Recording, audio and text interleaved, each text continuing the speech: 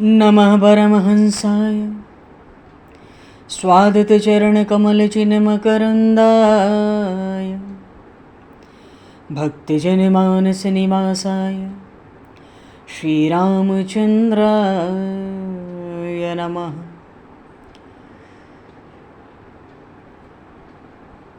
वंशीविभूषितकरान्नवनीरदाभात् पीताम्बरादरुणबिम्बफलाधरोष्ठात् पूर्णेन्दुसुन्दरमुखादरविन्दनेत्रात् कृष्णात् परं किमपि तत्त्वमहं न जाने। वागीशा यस्य वदने लक्ष्मीर्यस्य च वक्षसि यस्तास्ते हृदये संविततं नरसिंहम् अहं भजे। विश्वसर्गविसर्गादि नवलक्षणलक्षितं श्रीकृष्णाख्यं परमधाम जगद्धाम नमामि तत्।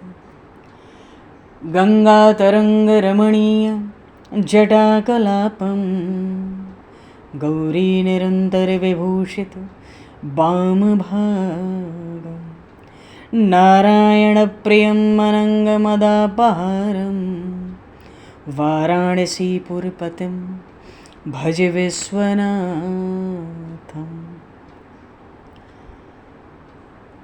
प्रह्लादनारदपराशरपुण्डरीक व्यासेऽम्बरीशशुकशौनकभीष्मदालभान् रुक्माङ्गदेऽर्जुनवसिष्ठविभीषणादीन् एतानहं परं भागवतान् नमाम्यहम्।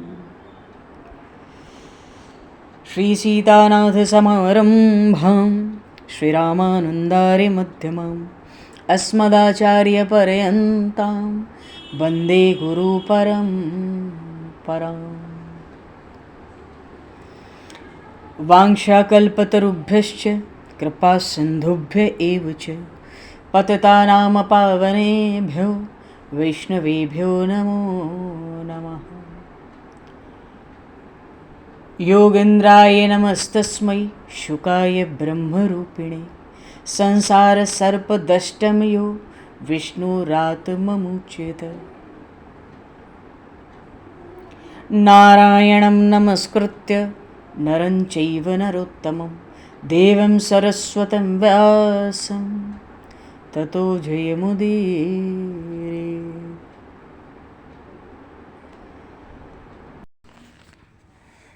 गोविंद जय जय गोपाल जय जय गोविंद जय जय राधे गोपाल जय जय राधा रमण हरि गोविंद जय जय राधा रमण हरि गोविंद जय जय श्री राम जय जय ऋषिकेश जय जय श्री राम जय जय ऋषिकेश जय जय सीतारमण राम रघुनाथ जय सीतारमण राम रघुनाथ जय गोविंद जय जय गोपाल जय जय गोविंद जय जय राधे गोपाल जय जय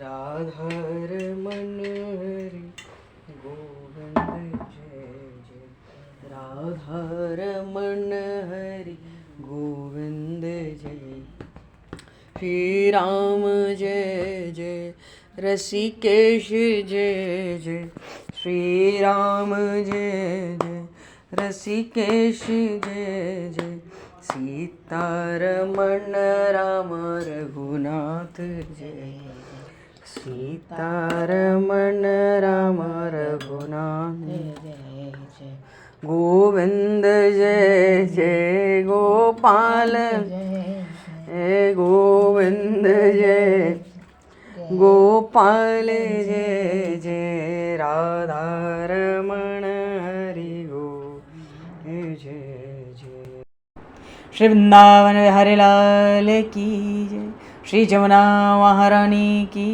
जय श्री गिरिराज महाराज की जय, श्री गिरिराज धरणे की जय, समस्त गौवंश की जय, 84 कोस ब्रजमंडल धाम की जय, श्री वेदव्यास जी महाराज की जय, श्री सुखदेव जी महाराज की जय, श्री शुत शौनक आदि ऋषियों की जय, श्री सद्गुरुदेव भगवान की जय, सब संतन की जय, सब भक्तन की जय, समस्त वैष्णवन की जय, समस्त पूर्वाचार्य चरणन की जय, समस्त संप्रदाचार्यन की जय, श्री सद्गुरुदेव भगवान की जय। गंगा मैया की जय, जमुना मैया की जय, सरयू मैया की जय, गौ माता की जय, तुलसी माता की जय, पृथ्वी माता की जय, काशी महारानी की जय। जय जय श्री सीताराम, जय जय श्री राधेश्याम। नमः पार्वती पते हर हर महादेव। हरिशरणम। अनंत कोटि ब्रह्मांड नायक सर्वेश्वर पूर्ण परात्पर ब्रह्म, असंख्य कल्याण गुणगणलय, भक्त वांछा कल्पतरु, शरणागत वत्सल, भक्त वत्सल, दीनबंधु, दया सिंधु, सच्चिदानंदमय श्री विग्रह भगवान श्री राधा माधव की महती कृपा करुणा से परम पावन 84 कोस ब्रजमंडल धाम के हृदय स्थल श्री धाम वृंदावन से महापुरुषों के परम अनुग्रह से आप सभी श्रद्धालु भक्त वैष्णवों की मंगल एवं पावन सन्निधि में मानव जीवन का सर्वोत्कृष्ट फल भगवत गुणगान, भगवत कथा, भगवत कीर्तन का आनंद हम सभी श्रीमद् भागवत महापुराण की आनंद कथा के माध्यम से प्राप्त करने जा रहे हैं।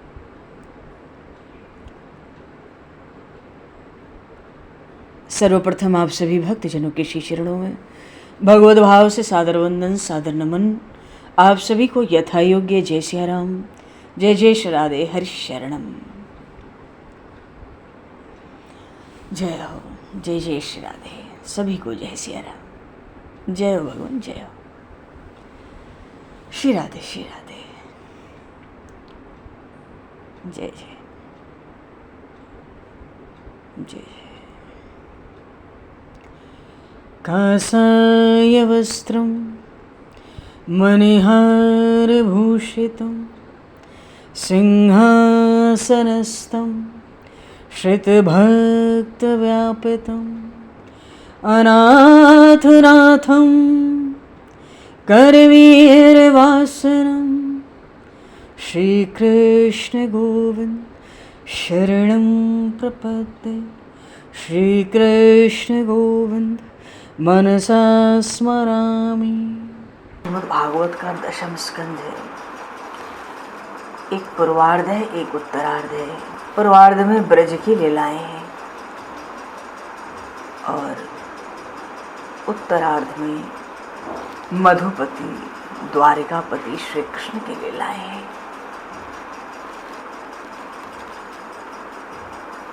दशम स्कंद का जो उत्तरार्ध है उसे द्वारिका को कहते हैं ब्रह्म विद्यापुरी। सत्यम ज्ञान मनंतम नित्य मनाकाशम परभावशम गोष्ठम प्रांगण रिंग कणलोल मनायासम परमाया। ये द्वारिका तो ब्रह्म विद्यापुरी है। परमात्मा श्री कृष्ण वस्तुतः आनंद का ही स्वरूप है। निराकार आनंद ही निराकार श्री कृष्ण के रूप में प्रकट हुआ। श्री कृष्ण की जो सारी लीला है ये सब आनंदमय है।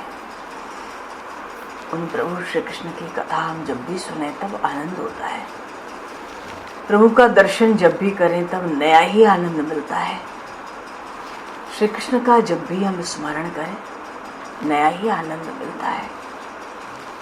अब दशम स्कंद के उत्तरार्ध की कथा आरंभ होती है और इसके आरंभ होती है 50वें अध्याय से।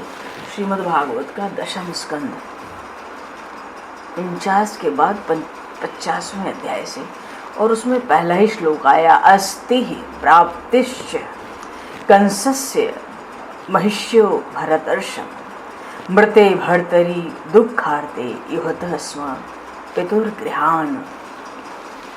राजा कंस तो मारा गया है, पर इसकी जो रानी है, 2 रानियां हैं राजा कंस की।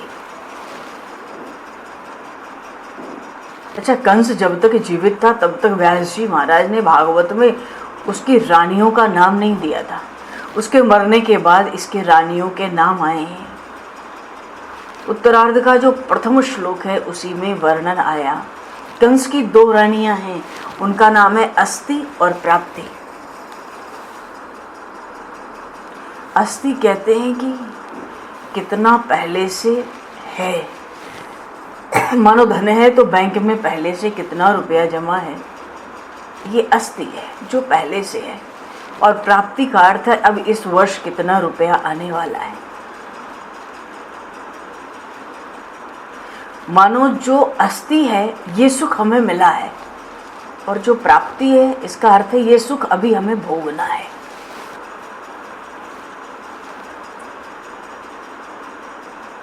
आत्मा शरीर से भिन्न है, इसलिए आत्मा का जो आनंद है ना वो भी शरीर से भिन्न होना चाहिए। अगर आत्मा शरीर से अलग है, और है ही, सब जानते हैं आत्मा अलग है शरीर अलग है, आत्मा अविनाशी है, परमात्मा का अंश है, शरीर विनाशी है। तो जब आत्मा और शरीर दोनों के अस्तित्व अलग अलग हैं तो इनका आनंद भी अलग अलग होना चाहिए।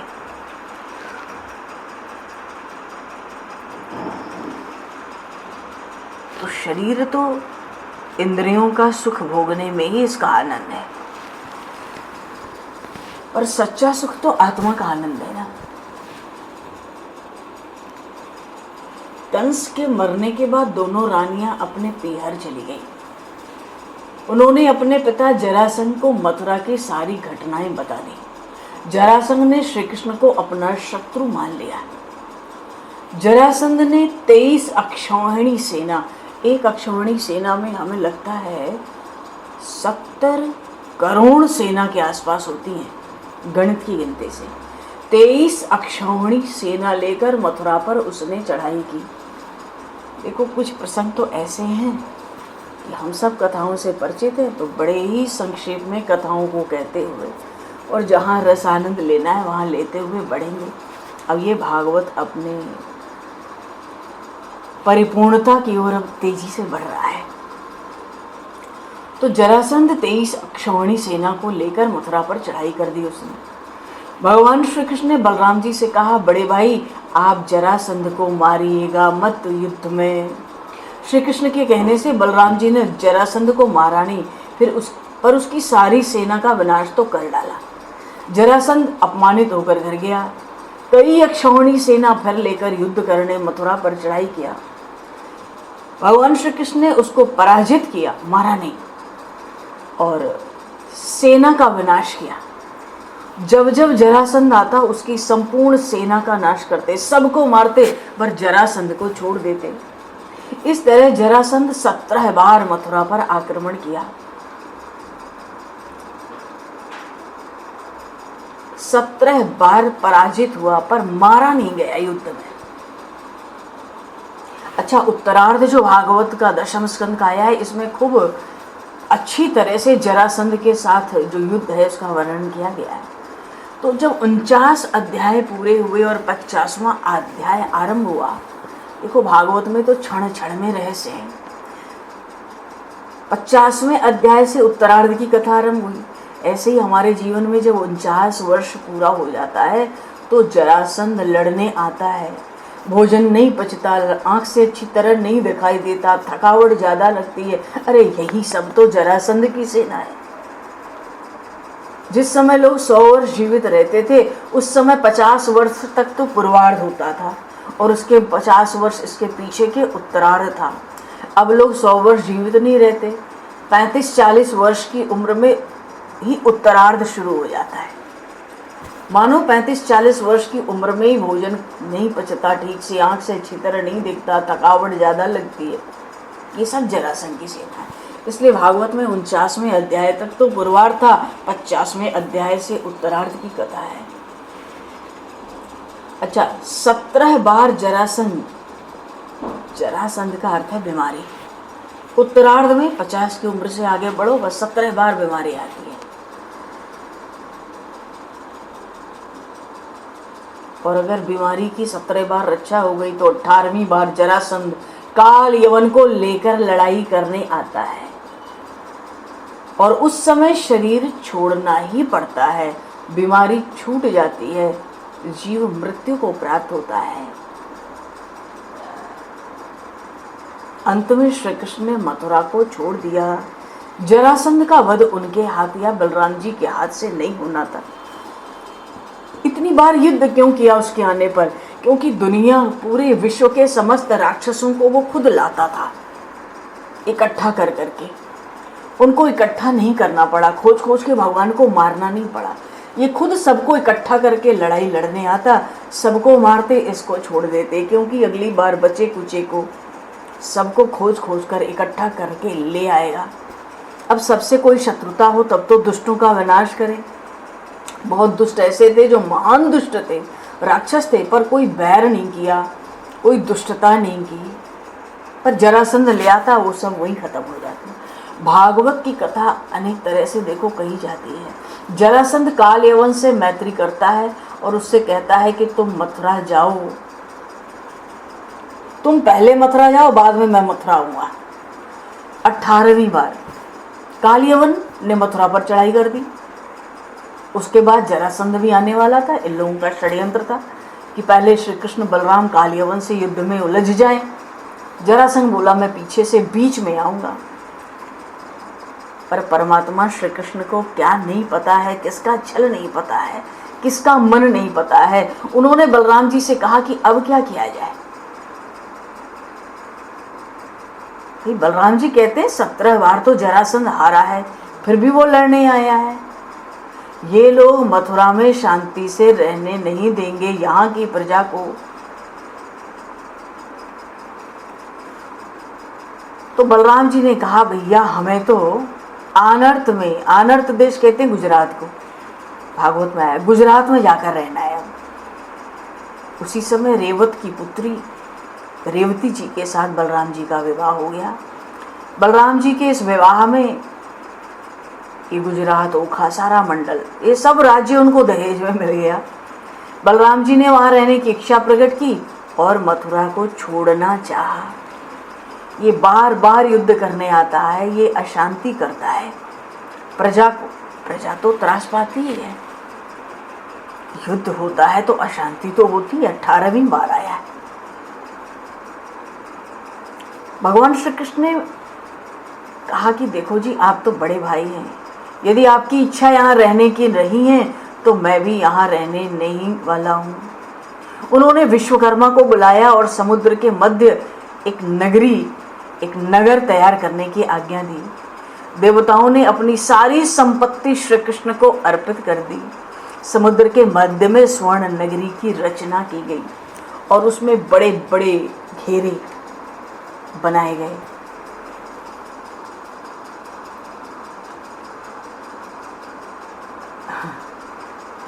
द्वारिका के निर्माण के भी बड़े सुंदर सुंदर प्रसंग हैं, पर भागवत में तो बस ठीक है, एक रूपरेखा खींचते चलेंगे। यादवों को उसमें से बाहर निकलने के लिए जल्दी रास्ता तो मिला नहीं। हुआ क्या, ये मथुरा में सारी प्रजा थी। भगवान ने किसी को बताया ही नहीं कि हम मथुरा से अब जाएंगे। ये जरासंध नहीं मानता। वस्तुतः ये जरासंध पांडुपुत्र भीम के हाथों से इसकी मृत्यु निश्चित थी। तो अभी तो महाभारत का युद्ध बड़ा दूर है, ये बार बार अशांति करेगा मथुरा और आसपास के राज्यों में।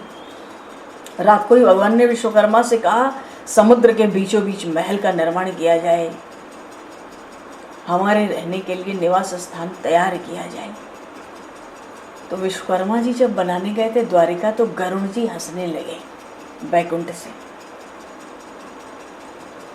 बैकुंठ में बैठ के गरुड़ जी अन्य पार्षदों से कहते हैं, ये देखो विश्वकर्मा जा रहा है द्वारिका बनाएगा, ये तमाशा देखो एक। ऐसा गरुड़ जी ने क्यों कहा? अरे भगवत धाम तो अविनाशी है, रामस्य नाम रूपम च लीला धाम परात्पर, ब्रह्म ही परात्पर नहीं है, ब्रह्म ही सच्चिदानंद घन नहीं है।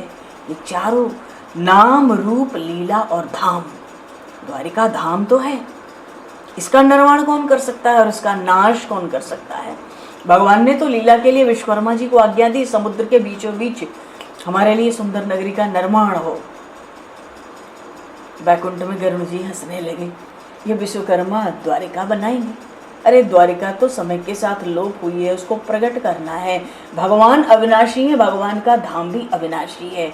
जैसे भगवान का नाम अविनाशी है, रूप अविनाशी है, भगवान की लीलाएं अनंत हैं, अविनाशी हैं, वैसे ही भगवान का धाम अविनाशी होता है।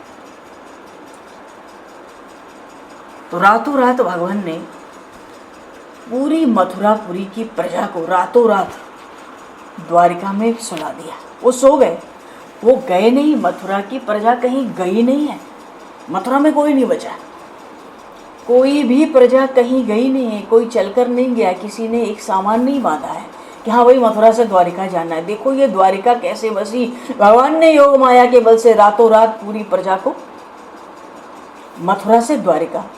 अब सुबह वो स्वर्ण की द्वारिका, जब सुबह सब उठे तो मानो तो अपने घर में मथुरा में उठे हैं पूरी प्रजा। उनको अब नया घर तो दरवाज़ा ही नहीं मिलता, घर का कहाँ है? हर कोई कहता अरे द्वार कहाँ है, द्वार कहाँ है, द्वार कहाँ? हर कोई कहता घर का द्वार किधर है, किधर से बाहर निकले, द्वार ही उलट गए, घर ही उलट गए, क्या है? उस नगरी का नाम ही पड़ गया द्वारका। बोलिए श्री द्वारिकाधीश भगवान की जय। इंद्र ने अपनी सभा दी है गोमती द्वारिका में। उस सभा में बैठने के बाद किसी को भूख प्यास पसीना थकान बीमारी कुछ नहीं होता, कोई चिंता तनाव। सब देवताओं ने अपनी अपनी संपत्ति अपना अपना सहयोग दिया है। इस प्रकार श्री कृष्ण ने मथुरा नगरी छोड़ी और जरासंध जब अंतिम बार युद्ध करने आया तब श्री कृष्ण द्वारिका पहुंच चुके थे। देखो द्वारिका ब्रह्म विद्यापुरी है। जैसे समुद्र का अंत नहीं है ना, वैसे ही ब्रह्म का अंत नहीं है। इसलिए परमात्मा को अनमा कहते हैं, अनमा। समुद्र में स्थित जो द्वारिका धाम है वो ब्रह्म विद्या का स्वरूप है। द्वार का अर्थ है दरवाजा, और ये जो द्वार का है ना, का शब्द, ये जो क अक्षर है का, इसका अर्थ है ब्रह्म परमात्मा। द्वारिकम परमात्मा, ब्रह्म यस्याम सा द्वारिका। इसके प्रत्येक द्वार में भगवान विराजमान है। अच्छा, हम सब लोग यदि द्वारिका जाकर रहने लगे तो वहाँ कितनी भीड़ होगी। तीर्थ में रहना अच्छा है, किंतु प्रभु ने हमें रहने के लिए जो घर दिया है उसको तीर्थ के समान पवित्र बनाकर उसमें रहना और अधिक अच्छा है। अपना घर ऐसा पवित्र रखें कि वहाँ कोई आवे तो उसका मन शुद्ध हो, उसको भगवान की भक्ति करने की भावना पैदा हो, घर को ही तीर्थ बनाने की कोशिश हो, प्रत्येक स्थान पर भगवान विराजमान हो। शरीर रूपी घर में इंद्रिय रूपी दरवाजे हैं। भगवान को अपने शरीर में रखना है, अपनी आंख में। देखो, जो अपनी आंख में श्री कृष्ण को रखे, कान में श्री कृष्ण को रखे, तो इंद्रियों से सहज भक्ति होती है। जब इंद्रियों से भक्ति नहीं होती तो सहज पाप, अनजाने में पाप बनते रहते हैं। जो अपनी सब इंद्रियों से भक्ति करता है उसकी बुद्धि में ज्ञान का प्रकाश होता है। इसलिए अपनी एक एक इंद्रिय से भजन का यजन जो ब्रह्मरूप हो जाता है उसको काल यवन भी नहीं मार सकता। यादवों को द्वारका में छोड़कर श्री कृष्ण ने काल यवन से युद्ध करने के लिए प्रस्थान किया। अच्छा, ब्रह्मा जी ने काल यवन को वरदान दिया था कि तुमको कोई ऐसा व्यक्ति नहीं मार सकेगा जिसने यदुकुल में जन्म लिया हो। तो ब्रह्मा जी का वरदान सफल करने के लिए उन परमात्मा श्री कृष्ण ने काल यवन के साथ युद्ध किया युद्ध में काल यवन की जीत हुई और श्री कृष्ण की हार हुई। हार कैसे हुई? परमात्मा तो चल दिए। कहाँ चल दिए? परमात्मा ने लीला की, रण छोड़कर भागे, युद्ध का मैदान छोड़कर चले। बोलिए श्री रणछोड़ भगवान की जय। युद्ध का मैदान छोड़कर भागे, क्यों?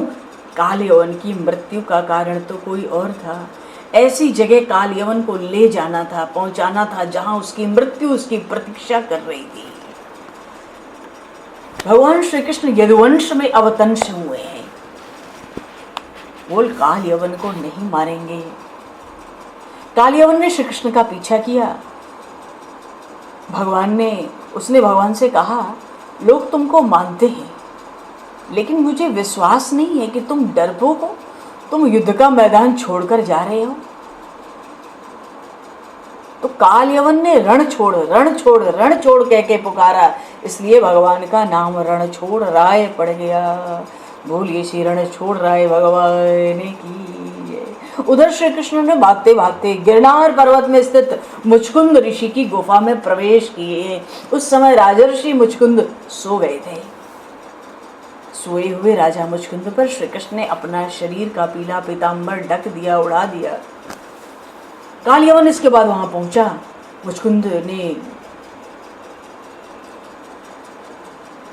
वो तो सो रहे थे, काल यवन आया उसी गुफा में। यही कृष्ण आया है भागा भागा, क्योंकि काल यवन की मृत्यु वहां प्रतीक्षा कर रही है।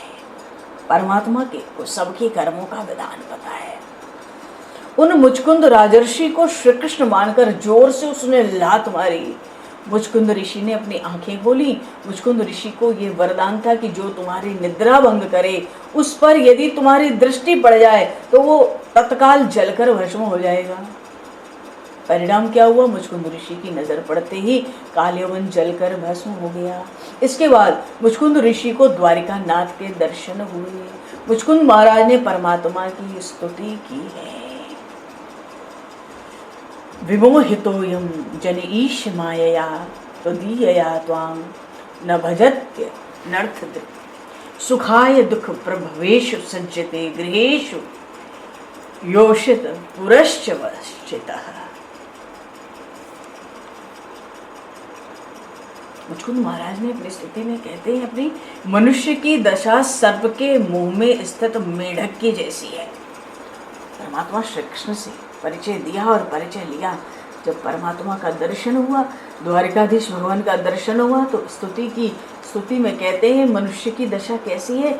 जैसे सांप के मुंह के बीच में मेढक फंसा हो। अच्छा, सर्प के मुंह में जो मेढक होता है उसका आधा शरीर तो सर्प के मुंह में होता है। वो 1-2 मिनट में ही काल का कौर बनने वाला होता है।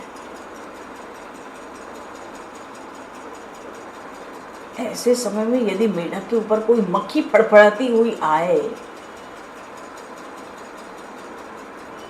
तो मेढक उसको खाने का प्रयत्न करता है। श्री सुखदेव जी महाराज कहते हैं इस दृष्टांत पर कि खुद तो सर्प के मुंह में पड़ा है, आधा भीतर आधा बाहर, और कोई मक्खी फड़फड़ाती आई तो मेढक खुद खाना चाहता है उसको। 50 वर्ष की उम्र पूरी होते ही मनुष्य का शरीर काल के मुख में पड़ जाता है, फिर भी उसको भक्ति की ओर प्रेरणा नहीं होती। वह विषयों में लगा लिपटा रहता है। जीव कितना गाफिल है। यदि किसी को बाहर जाना हो तो 2-3 दिन पहले से तैयारी करता है। कुछ लोग 2-4 महीने पहले से तैयारी करते हैं। आश्चर्य है, परमात्मा के घर जाने का निश्चय होने पर भी उसकी कोई तैयारी नहीं है। देखो, भागवत की कथा, कोई भी कथा सत्संग सुनने के बाद हर रोज थोड़ी तैयारी करते रहना चाहिए। इससे घबराने की आवश्यकता नहीं रहती है। अभी बहुत देर है मान लो, फिर भी थोड़ी थोड़ी तैयारी करने की आवश्यकता रहती है, आवश्यकता है। अच्छा, देश के बदलने के साथ साथ उसका सिक्का भी बदलता रहता है, इसलिए यहाँ का सिक्का वहाँ नहीं चल सकता। मनुष्य अपने जीवन काल में मरने की तैयारी नहीं करता। इसलिए अंत काल में उसको बहुत पछताना पड़ता है। मुचकुंद महाराज कहते हैं, मुझे गर्गाचार्य का सत्संग प्राप्त हुआ, आज मैं आपका दर्शन करके कृतार्थ हो गया हूँ, आप मुझे अपनी भक्ति दीजिए। भगवान श्री कृष्ण से उन्होंने भक्ति का दान मांगा है। परमात्मा कहते हैं, श्री कृष्ण कहते हैं, जिसने जवानी में विलासी जीवन गुजारा हो उसे शेष जीवन में अनन्य भक्ति नहीं मिलती।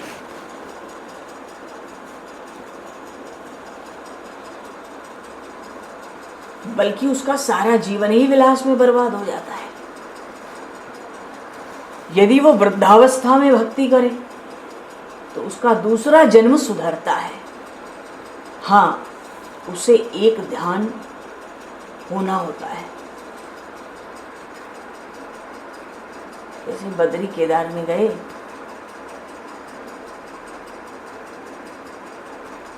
बद्री केदार में जाकर वहां एक ध्यान करो, वहीं शरीर छोड़ दो। तो इनका जीवन बड़ा विलासी था मुचकुंद राजा का, और ये तो आराम करने के लिए सो रहे थे, कोई तपस्या समाधि में तो थे नहीं। मुचकुंद महाराज ने बद्री केदारनाथ में जाकर के अपना शरीर छोड़ा, और वे ही कलयुग में नरसिंह मेहता के रूप में पैदा हुए। भगवान ने मुचकुंद ऋषि को सदगति दी है। बोलिए श्री नरसिंह मेहता जी महाराज की। अच्छा चलो, इसके बाद श्री कृष्ण मथुरा पहुंचे। उनसे जरासंध 18वीं बार युद्ध करने आया है। कालयवन तो मर गया, अब जरासंध भी आया था पीछे से। मथुरा की प्रजा को भगवान ने पहले ही द्वारिका में बसा दिया। जरासंध 18वीं बार युद्ध करने आया है। उसने ब्राह्मणों को यह कहकर धमकाया, उसके साथ जो ब्राह्मण थे उनको ये कहकर धमकाया कि यदि मेरी हार होगी तो मैं तुम्हारा कत्ल कर दूंगा। प्रभु ने लीला की, जरासंध की जीत हुई। जरासंध प्रभु के पीछे पीछे मारने के लिए दौड़ा। उस समय श्री कृष्ण प्रवणकर पर्वत में प्रवेश कर गए।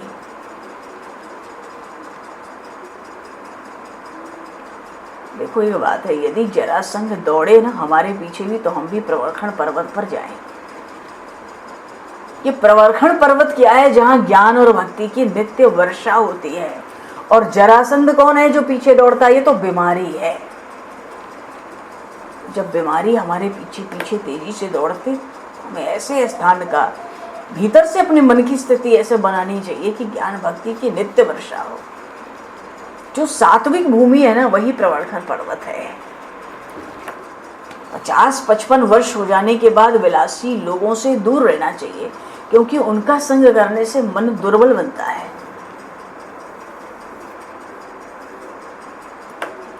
देखो, समाज में रहकर मनुष्य होना सरल है, लेकिन विलासी लोगों का साथ करके मन को पवित्र रखना अत्यंत कठिन है। 51, 52, 57, अरे इनका अर्थ होता है अब वन में जाओ, अब वन में जाओ। इस जीवन में बहुत सावधान रहने की आवश्यकता होती है जीव को। जरासंध के पीछा करने के बाद अधिक नहीं तो प्रतिदिन नियम पूर्वक प्रभु का 21,000 जप करना चाहिए। 21,600 सामान्य रूप से श्वासें होती हैं। 1 घंटे में मनुष्य लगभग 900 श्वासें लेता है, तो 24 घंटे में 21,600 श्वासें लेता है। तो जब जीवन में 51, 52, 57 ये सब वर्ष आरंभ हो जाए तो वन में जाना है।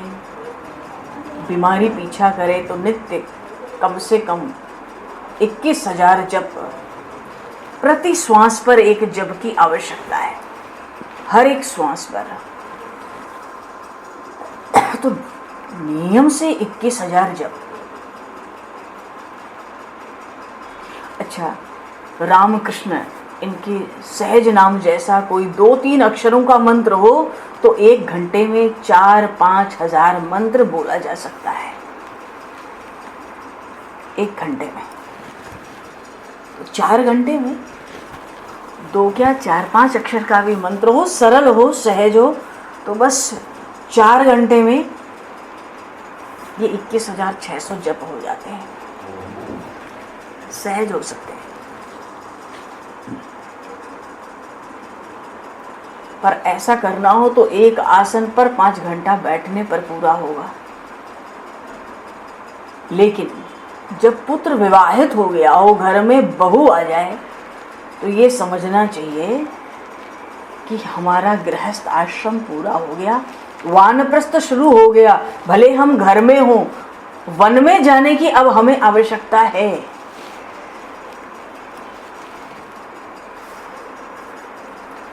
कुछ तो बूढ़ी बूढ़ी माताएं ऐसी होती हैं कि मरते समय तक चाबी का गुच्छा अपनी बहू को देंगी नहीं। तो ऐसी बहू भी सोचती है सास को कुछ हो जाए तो अच्छा है। भाव ये है कि पुत्र के विवाहित हो जाने के बाद सावधान होकर रहना है। घर में रहना हो तो भले रहें, लेकिन विवेक पूर्वक सादा भोजन, सतत भक्ति, यही विवेक है। भाव भीतर ये बना रहे कि मेरा घर तो भगवान के चरण में है, मुझे अब ये घर छोड़ना है, मुझे तो भगवान के चरणों में जाना है।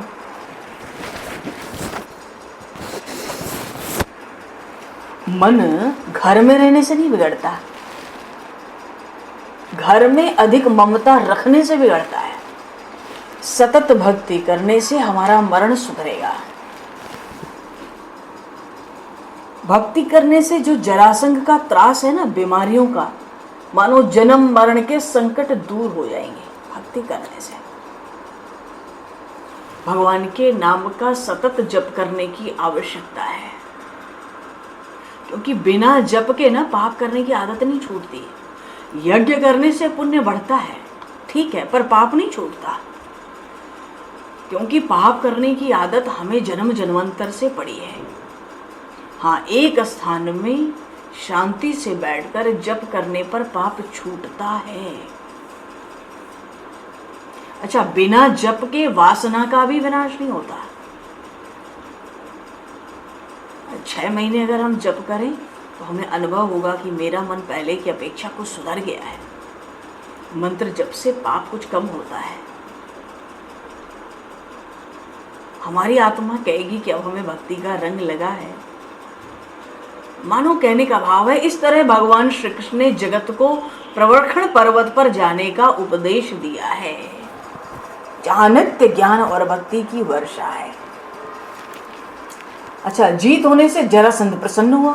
उसने ब्राह्मणों की पूजा की, उन्हीं की कत्ल करने वाला था।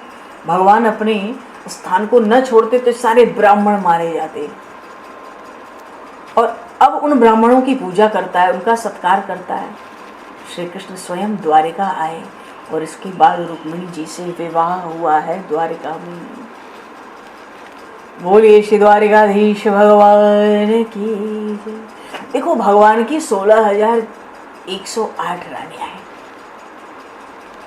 पर इसमें श्री रुक्मिणी विवाह तो थोड़ा सा चिंतन स्मरण करने योग्य है, चर्चा करने योग्य है। 10वें स्कंद का जो 52वां अध्याय है, उसमें कहते हैं ब्रह्मण कृष्ण कथा पुण्या। बड़ी सुंदर कथा है, श्री रुक्मिणी विवाह का प्रसंग है। ब्रह्मण कृष्ण कथा पुण्या माधुर लोक मलापवाहा कोनु तृप्त्ये शृण्वान श्रुतज्ञो नित्य नूतना। राजा परीक्षित ने प्रश्न किया सुखदेव जी महाराज से, मैंने रुक्मिणी जी के विवाह की कथा सुनी है, किंतु मुझे फिर से वो कथा सुनने की इच्छा है। क्यों? कृष्ण कथा में बहुत आनंद आता है। जब जब श्री कृष्ण की कथा प्रेम से हम सुनेंगे, कहेंगे, तब तब आनंद आएगा ही। तो आप कहेंगे इतनी जल्दी रुक्मिणी विवाह पर सब प्रसन्न हो गए? जरासंध, कालियवन, राजा मुचकुंद, मथुरा से द्वारिका। अब तो रुक्मिणी द्वारिका में तो रुक्मिणी विवाह का ही प्रसंग है, आरंभ ही है। तो राजा परीक्षित को फिर से श्री रुक्मिणी विवाह का प्रसंग सुनना है। बात यह है कि उन श्री कृष्ण का स्वरूप बड़ा मंगलमय है। उनका प्रेम से दर्शन करने पर प्रत्येक बार नया आनंद आता है।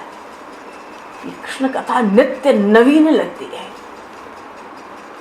परीक्षित कहते हैं कि मुझे ये कथा विस्तार पूर्वक सुनाइए। विस्तार पूर्वक रुक्मिणी विवाह की कथा श्री सुखदेव जी महाराज कथा सुनाते हैं। राजा सीद भीष्म को नाम विदर्भा अधिपतिर महान तस्य पंचा भवन पुत्राः कन्यैकाः च वरानना। विदर्भ नगरी, जिसको आज लोग अमरावती कहते हैं,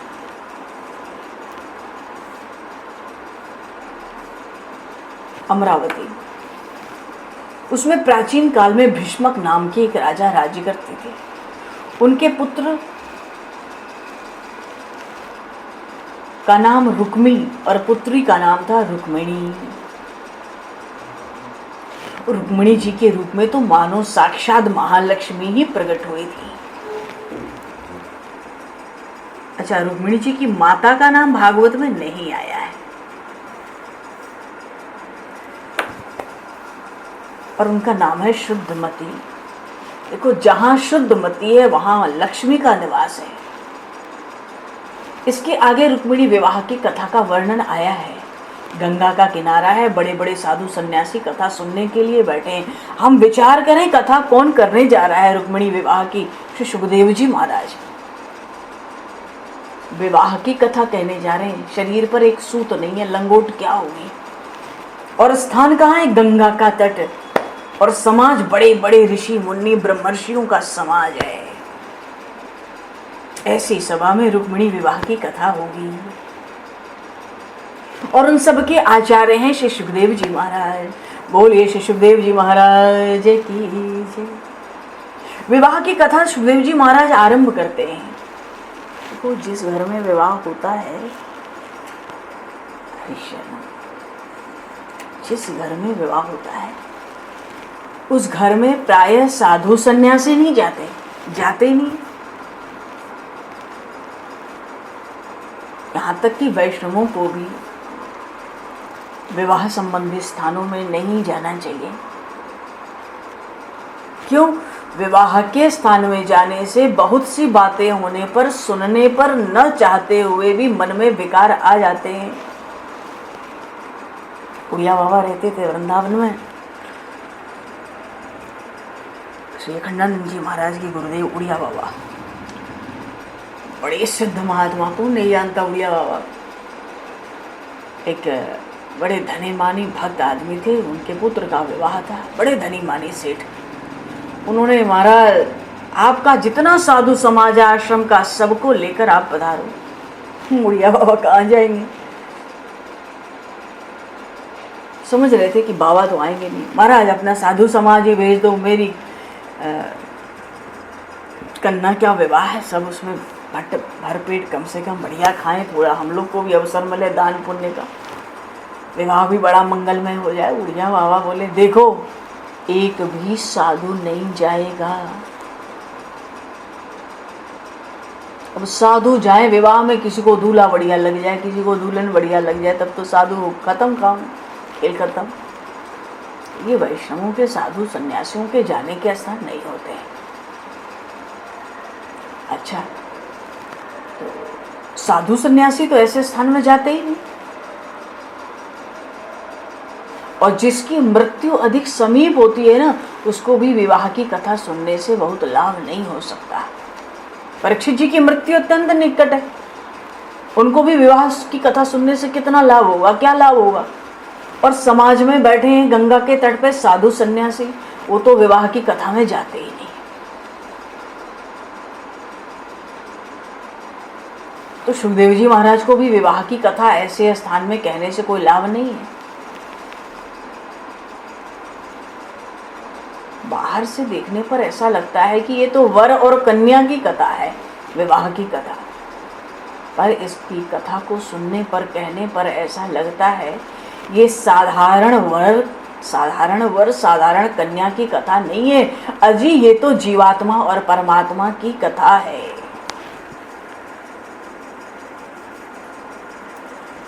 जीव अनेक बार पति हुआ, जीव अनेक बार पत्नी हुआ, पति को शांति नहीं, पत्नी को भी शांति नहीं है। हाँ, ये जीव परमात्मा के साथ एक रूप हो जाए, उनके साथ विवाह का संबंध कर ले, कोई भी संबंध कर ले, तो उसके दुख का अंत आ जाता है। भवसिंधु दुख का महासागर है। परमात्मा के साथ जीव का संबंध होते ही उसके दुख का अंत आ जाता है।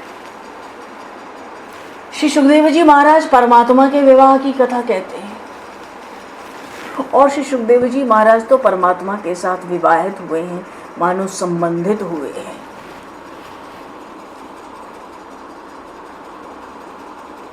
तो सुखदेव जी महाराज की इच्छा है, मेरे मुख से जो कथा सुन रहे हैं, यदि इन सबका संबंध परमात्मा से हो जाए तो सबका मरण सुधर जाएगा। वो साधु सन्यासी हो या राजा परीक्षित जैसा हो, जिसके मृत्यु अत्यंत निकट हो। परीक्षित महाराज को तब तक्षक नाग काटने ही वाला था। देखो भागवत की कथा समाप्त होने जा रही है, बहुत तेजी से समाप्ति की ओर अब बढ़ेगी। तो अब ऐसा समय आया कि तक्षक तो काटने ही वाला था, उससे पहले ही परमात्मा से इसका संबंध हो जाए। और जब इसका संबंध परमात्मा से निश्चित हो जाएगा, यदि तक्षक ना काट ले तो भी कोई परवाह नहीं। तक्षक तो केवल शरीर को काटेगा, आत्मा को तो काट नहीं सकता। इसलिए ये साधारण विवाह की कथा नहीं है, बल्कि आत्मा का परमात्मा के साथ विवाह की कथा है। इस तत्व को दृष्टि में रखकर श्री रुक्मिणी विवाह का श्रवण करना है। बड़ी सुंदर कथा है। श्री रुक्मिणी, देखो संक्षेप में ही कथा होगी। श्री रुक्मिणी जी ने श्री कृष्ण को पत्र लिखा। क्या पत्र लिखा? उसमें, उस पत्र में कामी पुरुषों की निंदा करते हुए लिखती हैं,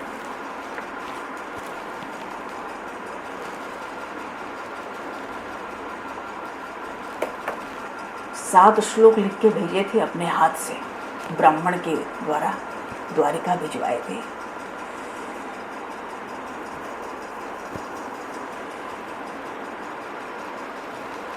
पहले श्लोक में लिखती हैं, हे भुवन सुंदर, आपकी अमृतमयी कथाएं जब कर्ण छिद्रों के माध्यम से हृदय में प्रवेश करती है तो नस नस के ताप को निकाल बाहर करती है। इन रुक्मिणी जी को श्री कृष्ण के चरित्र आरंभ से ही बड़े प्यारे लगते हैं।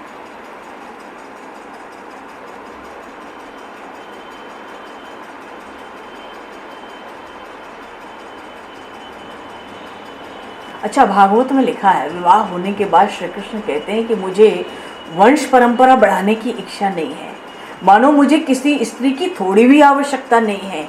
अरे ये तो अलौकिक विवाह की कथा है।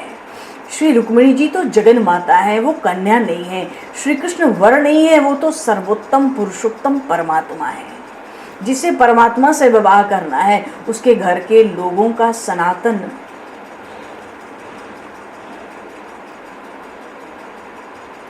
अच्छा देखो, जिसका भी भगवान से संबंध होता है, उसके घर के लोग उसको जरूर सताएंगे, उसको वो दुख सहन करना पड़ता है। जिसको परमात्मा से संबंध करना होता है, तो घर में जब लोग सताते हैं, उसको सहन करके भक्ति करते रहने से अच्छा फल मिलता है। ये बहुत ध्यान देने की बात है।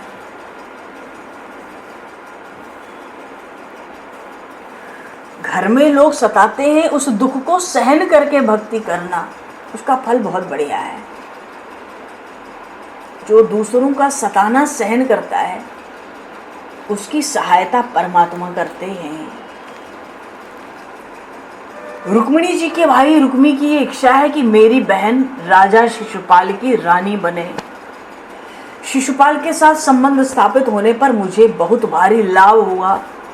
मेरी बहन संसार सुख भोगेगी तो बहुत अच्छा होगा, जिससे कि वो अधिक भक्ति की ओर न बह जाए। लेकिन रुक्मिणी जी को राजा की रानी होना बिल्कुल पसंद नहीं है।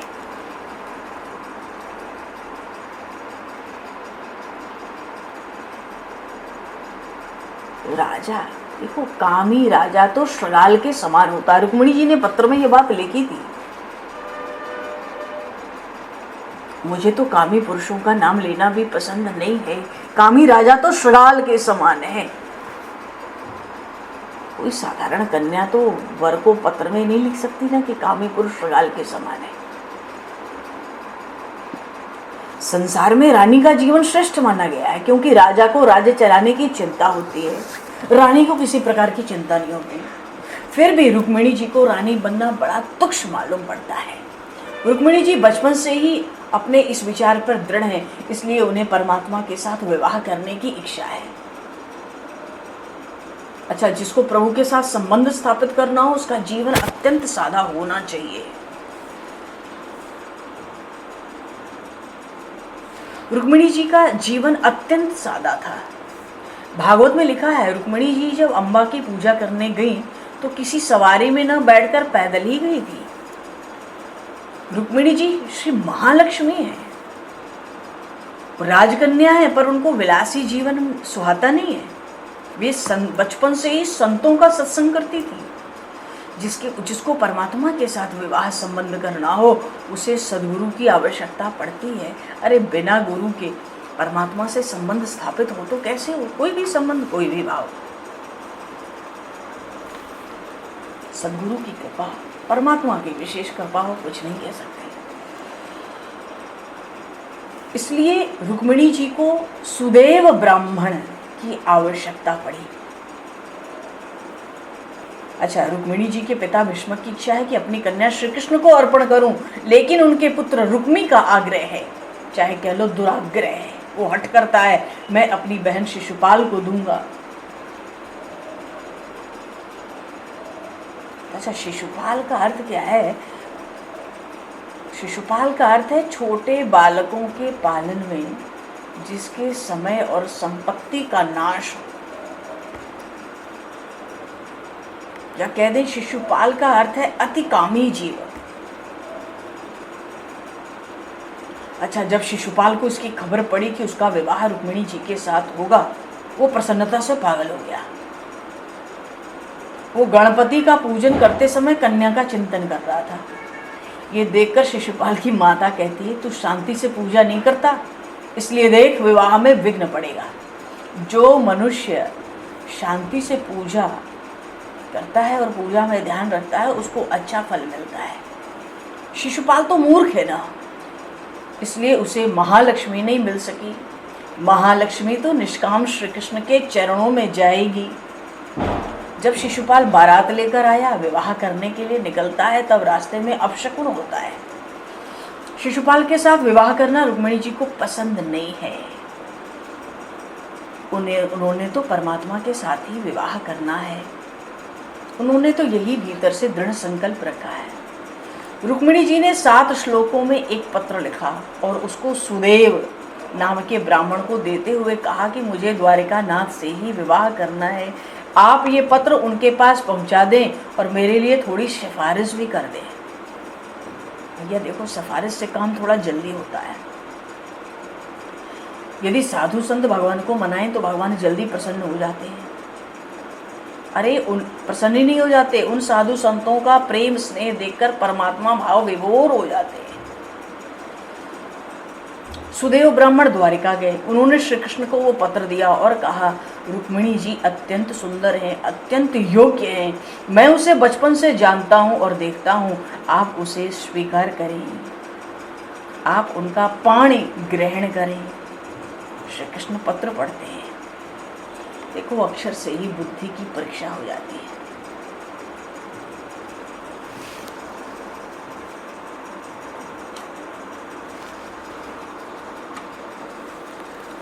जिनके अक्षर अत्यंत सुंदर होते हैं, बड़े बुद्धिमान होते हैं, और बहुतों के तो अक्षर ऐसे होते हैं वो खुद ही नहीं पढ़ पाते। अरे रुक्मिणी जी के अक्षर तो मोती के दाने के समान है। उनके थोड़े से शब्दों में बड़ा अधिक भावार्थ छिपा है। पत्र का अति विस्तार कोई बहुत उपयोगी थोड़ी होता है, उसमें थोड़ा लिखने पर बहुत कुछ भाव आ जाए। पत्र विवेक से लिखा होना चाहिए। पत्र में श्री कृष्ण के लिए 2 शब्दों में संबोधित किया गया। क्या? 2 शब्द श्री कृष्ण के लिए संबोधन में लिखे माता रुक्मिणी ने, क्या? भुवन सुंदर और अच्युत। 2 शब्द में संबोधित किया परमात्मा श्री कृष्ण को, भुवन सुंदर और अच्युत। श्रुत्वा गुणान भुवन सुंदर शृण्वताम ते निर्विश्य कर्ण विवैर हरतु श्रृंगतापम रूपम दृशाम दृश्यमताम अखिलार्थ लाभम त्वयच्युता विशति चित्रम अपत्र पत्नी। श्रुत्वा गुणान भुवन सुंदर, आपके गुणों को सुन सुनकर तो नस नस का पाप, नस नस में छिपा हुआ ताप बाहर निकल जाता है। मानो बता दिया, शुरू से ही आपके चरित्रों का श्रवण कर रहे हैं, आपकी लीलाओं का चिंतन कर रहे हैं बचपन से। अच्छा, जो विष्णु सहस्त्र नाम का पाठ करते हैं उनको पता है कि उसमें अच्युत एक नाम आता है। अच्युत का अर्थ होता है जिसको काम का स्पर्श न हो, जो पूर्ण निष्काम हो। विष्णु सहस्त्र नाम में आया है, काम का स्पर्श होने पर जीव का पतन होता है, वो चित हो जाता है, गिर जाता है। श्री कृष्ण पूर्ण निष्काम हैं, इसलिए उनको अच्युत कहा जाता है। भगवान शिव ने कामदेव को भस्म कर दिया, मां पार्वती का विवाह उसके पीछे हुआ। पर उस समय काम था, पर उस पर शरीर नहीं था, वो अनंग था, उसके पास कोई अंग नहीं था। पर श्री कृष्ण तो पूर्ण निष्काम है, यहाँ काम का स्पर्श ही नहीं है, इसलिए उनका नाम है अच्युत। बिना सूर्य के अंधकार दूर नहीं होता, सूर्य को अंधकार का स्पर्श नहीं होता, ऐसे ही श्री कृष्ण के पास काम नहीं आ सकता। अच्छा, श्री रुक्मिणी जी का जो दूसरा संबोधन है वो है भुवन सुंदर। सच्ची बात है, श्री कृष्ण के समान कोई सुंदर नहीं है। श्री कृष्ण अत्यंत सुंदर हैं। श्री कृष्ण करोड़ों सूर्यों से भी बढ़कर सुंदर हैं, प्रकाशमय हैं, आनंददाता है। सब बातें, जिसको काम का स्पर्श होता है उसका सौंदर्य नष्ट हो जाता है।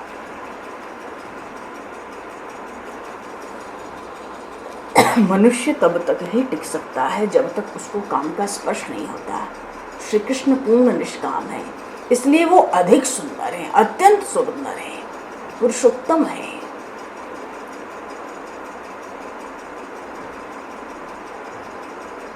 तो कोई वस्तु सुंदर हो, देखने को मिले तो उसका चिंतन नहीं करता है। जिस प्रभु ने ऐसा सुंदर संसार की रचना की है, वो प्रभु कितना सुंदर होगा। हर सुंदरता में परमात्मा का, प्रभु का चिंतन करना है। रुक्मिणी जी लिखती हैं, आप अत्यंत सुंदर हैं, आप निष्काम हैं, भुवन सुंदर और अच्युत। श्रुत्वा गुणान भुवन सुंदर शृण्वता ते निर्विशेष्य।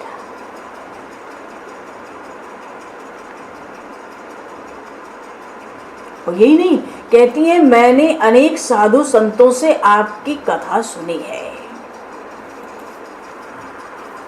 आप साधु संतों के दुख का नाश करने वाले हैं। तन्मे भवान खलु व्रतः पतिरंग जायाम।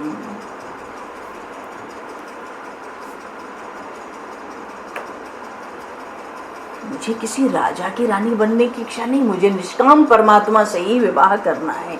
आप निष्काम हैं, मैं निर्विकारी हूं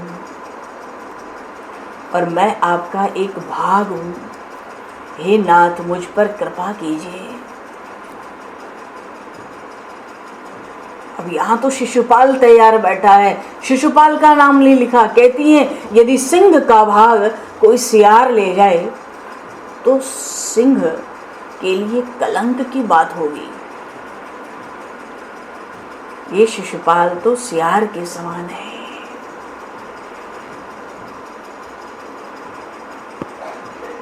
रुक्मिणी जी कहती है मुझे तो विश्वास है कि मुझ दासी को आप स्वीकार करेंगे, और यदि आप ग्रहण नहीं करेंगे तो मैं दूसरा जन्म लूंगी, अनेक जन्म लूंगी, किंतु विवाह करूंगी तो परमात्मा निष्काम श्री कृष्ण के साथ करूंगी, क्योंकि मैं भी निर्विकारी हूँ। प्रभु ने पत्र पढ़ा, 7 श्लोकों का पत्र था। उनको आनंद हुआ। उन्होंने सुदेव ब्राह्मण से कहा, मैं उस कन्या को जानता हूँ, मैंने उसकी प्रशंसा सुनी है, मैं उसको ग्रहण करूँगा। बोलिए श्री द्वारिकाधीश भगवान की जय। हरिशरण।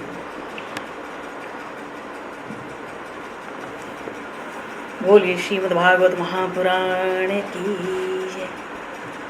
श्री सुखदेव जी महाराज की जय। हरिशरण।